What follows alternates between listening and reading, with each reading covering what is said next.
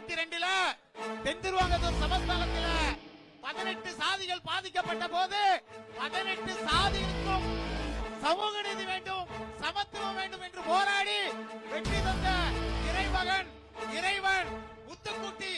என்கின்ற ஐயா வைத்தியருடைய நாடார் சமுதாயத்திலிருந்து பேச வந்திருக்கின்றேன்.